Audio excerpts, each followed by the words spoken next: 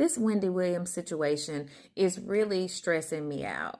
And one of the reasons why is because the media is not doing a good job at educating the public on conservatorships or guardianships, depending on which state you're in, and the purpose of them. So the whole conversation has been around Wendy being diagnosed with a form of dementia.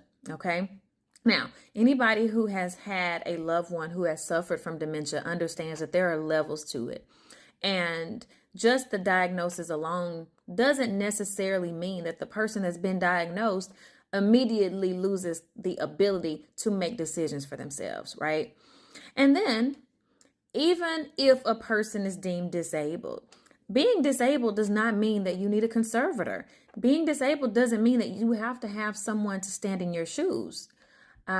Being disabled, in fact, really means that you're just unable to do 100% perhaps of what others might be able to do, right? That doesn't mean that it affects your mind all the time. It doesn't mean that you need help managing your money.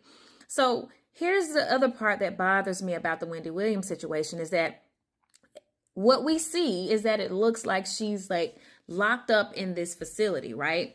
Well, most people that are in facilities are placed there because they are unable to live at home alone or unable to live at home with help.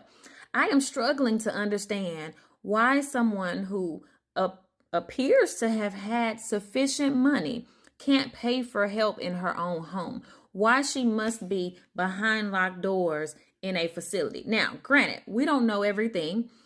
Obviously, the public only knows what media wants us to know, right? But it is important to understand a conservatorship and what it is designed to do. In order for a conservatorship to be established, not only must the person be disabled, but that disability must lead to the conclusion that a court needs to be involved, that there needs to be intervention.